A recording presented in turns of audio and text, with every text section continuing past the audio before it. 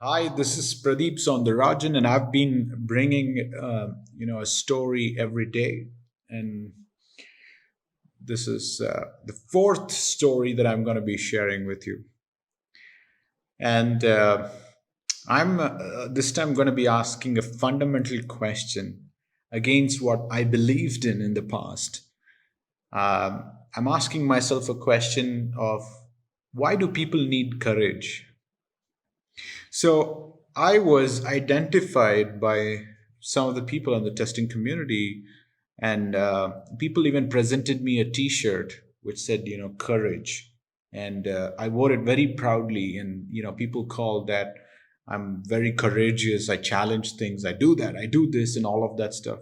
And I believed in it. That yes, I'm courageous. I'm challenging things, and all of that stuff.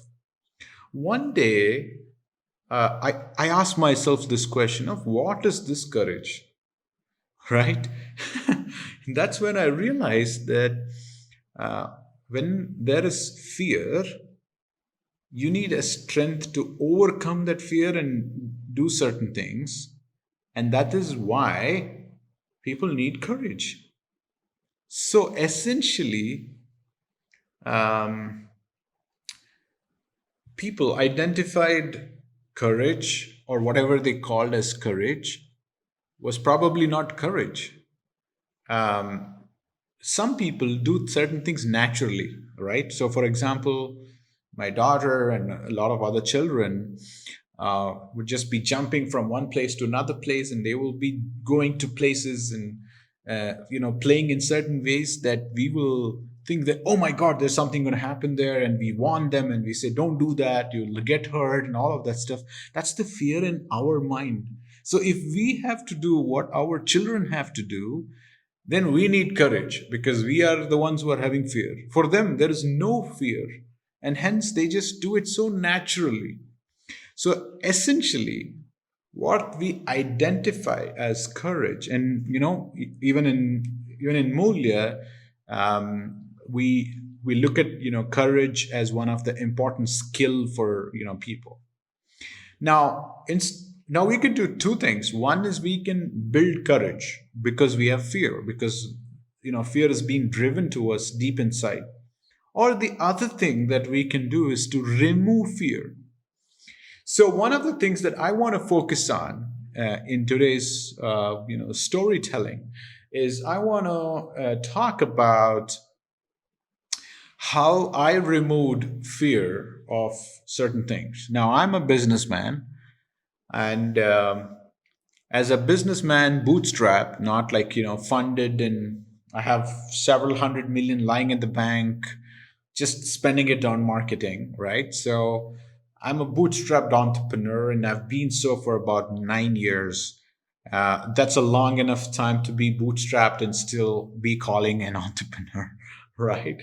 And I had plenty of fears about my business, and that's what an entrepreneur goes through. And typically, like, everybody has their own fear, right? So if you're an employee, you would be looking at, oh, is my job secure during the coronavirus time? What's going to happen? Is my job going to go away? And what will I do if I run out of money? What will I do if I run out of grocery? What will I do if I run out of toilet paper? All of these things that comes to our mind, right? And that's what creates the fear. And fear creates certain pattern of behavior, and things like that. Now, so essentially, if we remove the fear, then we can live like a child, like a kid, just doing things. And yeah, if we get hurt, we get hurt. So what, right? So I think kids have better sense of acceptance of reality than adults, and that's what even we all had, right? So essentially, for me, when I was in the journey of being an entrepreneur, I discovered a lot of my fears, my fear about that thing, this thing, and I was not in a position to tell anybody. My wife told, you can share anything with me, and I shared my fears with her, and she started getting stressed about it, and and I realized that I don't want to do that, right? So I want to, what's a helper, be relaxed about it, and I stopped telling her what my fear was, and I started, and the only option that I had was to take the fear by its head, or take the bull by its horns, right? So I started taking the fear face to face, and I started acknowledging the fear, and I started telling, and then I started to, once I acknowledged the fear, I started to then go deeper to identify how did I get the fear. And that's where I'd like to tell you another small story. So during my childhood, I was stammering quite a lot, that I could not even complete a sentence, and so a lot of kids used to tease me about it, and even sometimes adults also tease me about it, because that's how the world is, right? But however, that kind of slowly put this fear in me to not talk to people. So I remember during my ninth standard, some people in the place that I was actually staying thought that I don't know how to speak.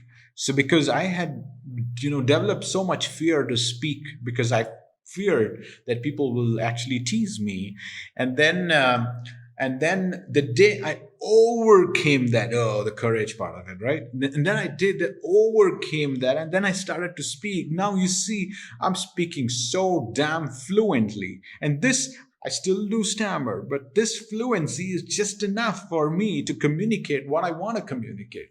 So essentially, and then when I look back at that journey, that, oh, so we become afraid of things, and that's the reason why we need courage to overcome that. And if you have, let's say, I'm just giving a metaphorical example, 10 grams of fear, you need 10 kilos, or roughly 20 pounds worth of courage to overcome the small 10 gram of of fear, right? Now not everybody can build up that much, so people do build up courage, but not all times. But it's good to spend the effort to let this 10-gram fear go. So I want to share with you what I do to let these fears go. First and foremost, of what they teach people who actually stammer, is that they say, accept the reality that you stammer. Now, how stupid does it sound? The person who is stammering knows that they stammer, but then in we build up a very impractical thing about ourselves in the mind, that we are so perfect that nothing wrong can happen to us, and if something is happening to us, we need to be afraid of it, right? So the first and foremost that we need to focus on is about accepting reality, and not reacting to it, but accepting reality. Some shit has happened, we just accept it. We just accept that, yes, the shit has happened, right? And then once we acknowledge that, then we will go into the mode of, could we have prevented it, what we could have done, and how can I do better, and how long it's going to take for me to fix that, right? And that's how a very objective mind thinks. But instead, what we do is, we don't focus on objectivity, and we focus on subjectivity, and then we start saying, like, oh, this person cheated me, he gave me this bad rating, I blame it on politics and all of that stuff.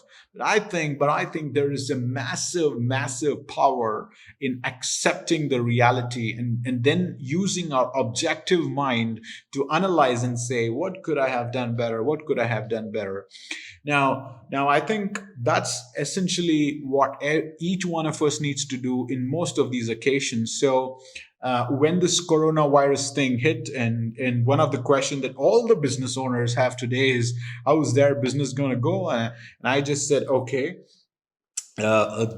yes, I accept the reality, that I accept, what's it, bad things can happen. And even if it happens, I'm going to just objectively analyze of what we could do better. And then we also understand that there are a lot of businesses growing, like Zoom is growing phenomenally. And so similar businesses are growing. So my mind is going towards, how can I suit myself more like that, rather than being afraid of, oh my God, something is going to happen, I need the courage to talk about this, I need to do those things.